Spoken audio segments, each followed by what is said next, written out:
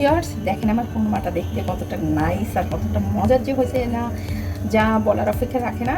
আসসালামু আলাইকুম ভিউয়ার্স, খুব মজাদার এবং সুস্বাদু একটা রেসিপি নিয়ে হাজির হয়েছি, সেটা হচ্ছে চিকেন কোরমা। আমি চিকেন কোরমাটা বানিয়ে দেখিয়ে দিচ্ছি। এখানে শুধু একদম ফ্রেশ লেগ পিস নিয়েছি, আর এই লেগ পিস দিয়েই আমি চিকেন কোরমাটাকে করে দেখিয়ে দিচ্ছি। আমি এখন কোরমাটাকে ম্যারিনেট করে নেব, আর ম্যারিনেট করতে আমার কী কী লাগবে সেগুলো আমি দেখিয়ে দিচ্ছি। আমি এখানে 4টে কাঁচামরিচ নিয়েছি, আর হচ্ছিল কাঠবাদাম নিয়েছি। আমি কাঠবাদামগুলোকে চোচাটা ছাড়িয়ে নিয়েছি। যেহেতু আমি এগুলো ব্লিন্ডার করবো, তো এর সঙ্গে আমি কিছু আস্তা রসুন দিয়ে দিলাম। আমি এর ভিতরে 1 চামচ টক দই দিয়ে দিলাম। তো ভিউয়ার্স এখন আমি সমস্ত উপকরণটাকে ব্লিন্ড করে আমি চিকেনটাকে ম্যারিনেট করে নেব।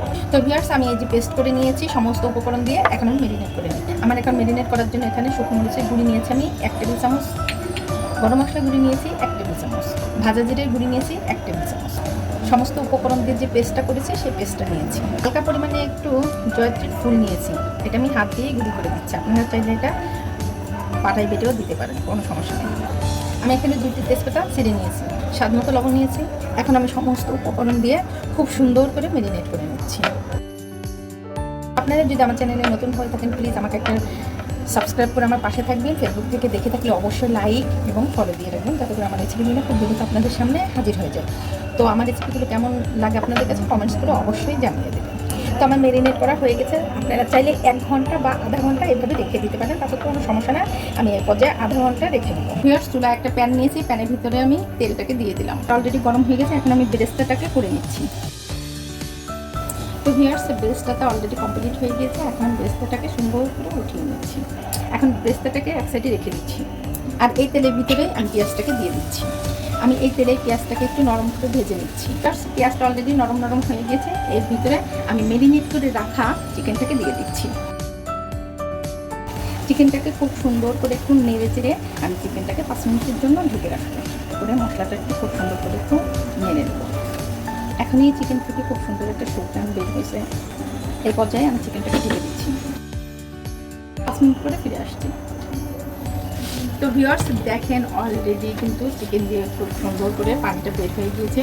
এইভাবে করে আমি চিকেনটাকে আরও 5 মিনিট রান্না করে দেবো। 5 মিনিট রান্না করতে করতে যখন চিকেন থেকে তেলটা উঠে যাবে, তখন আমি এর ভিতরে দুধটাকে অ্যাড করে দেবো। আমি এভাবে করে আরও 5 মিনিট রান্না করে নেব। তো ভিউয়ার্স আমি আদাটাকে স্কিপ করে দিয়ে, মানে স্কিপ হয়ে গিয়েছিল, আমি এখন আদাটাকে দিয়ে খুব সুন্দর করে নাড়াচাড়া করে দিয়ে নিচ্ছি। আর এখানে আমি 1 টেবিল চামচ পরিমাণে আদাটাকে নিয়ে নিচ্ছি।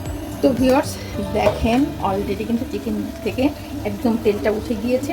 এখন আমি চিকেনের ভিতরে যে দুধটাকে আমি গরম করে রেখেছিলাম, সেই দুধটা আমি এখন দিয়ে দিচ্ছি। আর চিকেনের দুধ দেওয়ার সময় কিন্তু অবশ্যই জাল করে দুধটাকে দেবেন, একদম ডাইরেক্ট কাঁচা দুধটা দেবেন না। আর আমি কিন্তু চিকেনটা রান্না করার শুরু থেকে কিন্তু জালটাকে একদম মিডিয়াম আঁচে দিয়েছিলাম, এখন একটু জালটাকে আমি একটু বাড়িয়ে দিচ্ছি। তো সবসময় কিন্তু অবশ্যই মনে রাখবেন, যখন এই কোরমা রান্না করার সময় আমরা যে দুধটা দিব, ওই দুধটা অবশ্যই জাল করে নিয়ে রাখবেন আগে থেকে। তা না হলে কী হবে, কাঁচা দুধটা দিলে একটা কাঁচা কাঁচা ফ্লেভার আসে, তখন কোরমাটা কিন্তু খেতে বেশি ভালো লাগে না। তো আমি এখন চিকেনটাকে ঢেকে দিচ্ছি। চিকেনটা হওয়া আগ পর্যন্ত আমরা একটু অপেক্ষা করি। তো ভিউয়ার্স এখন আমি কোরমার ভিতরে চিনিটাকে অ্যাড করে দিচ্ছি। আপনারা স্বাদ মতো চিনিটা, মানে যে যতটুকু খেতে পছন্দ করেন ঠিক ততটুকুই দেবেন। আর খুব বেশি চিনি কিন্তু কোরমার ভিতরে দিলে কিন্তু আসলে ভালোও লাগে না। আর এই পর্যায়ে আমি দিয়ে দিচ্ছি ঘি। এখানে আমি 2 টেবিল চামচ পরিমাণে ঘিটাকে দিয়ে দিচ্ছি, আর দিয়ে দিচ্ছি 4টে কাঁচামরিচ। যেহেতু আমি কাঁচামরিচ কিছু আগে ব্লিন্ড করে দিয়েছিলাম, তো সেক্ষেত্রে এই পর্যায়ে আমি 4টে কাঁচামরিচ দিয়ে দিলাম।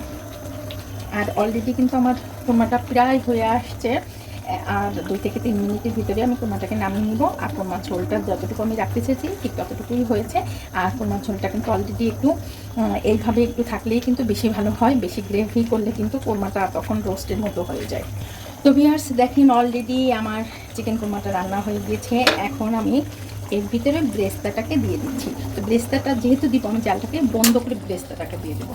তাহলে কি হবে, বেশি জাল থাকলে চিকেনের এই গ্রেভিটা আরও বেশি গাঢ় গাঢ় হয়ে যাবে। আর আমি ব্রেস্তাটাকে দিয়ে এইভাবে জাস্ট 5 থেকে 10 মিনিট এটাকে দমে বসিয়ে রেখে দেবো। আমি দমে বসিয়ে দিচ্ছি। আর চুলা থেকে আমি গরম চুলা থেকে চিকেনটাকে নামিয়ে নিচ্ছি, নাহলে গরম চুলায় থাকলে পরে চিকেনটা আরও বেশি গ্রেভি হয়ে যাবে। ভিউয়ার্স দেখেন আমার কোরমাটা দেখতে কতটা নাইস আর কতটা মজার যে হয়েছে না, যা বলার অপেক্ষা রাখে না।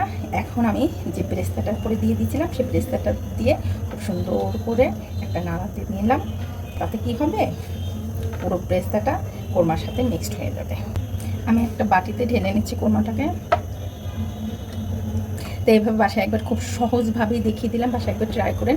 অতিথি আপ্যায়নে কিন্তু খুব চটপট করে কোরমাটা কিন্তু রান্না করা যায়। তো ভিউয়ার্স, এই পর্যন্ত সবাই ভালো থাকবেন, সুস্থ থাকবেন। নতুন নতুন কোনো রেসিপি নিয়ে আবার সামনে হাজির হবো। আমার চিকেন কোরমাটা কেমন হলো অবশ্যই কমেন্টস করে জানিয়ে দিবেন। আল্লাহ হাফেজ।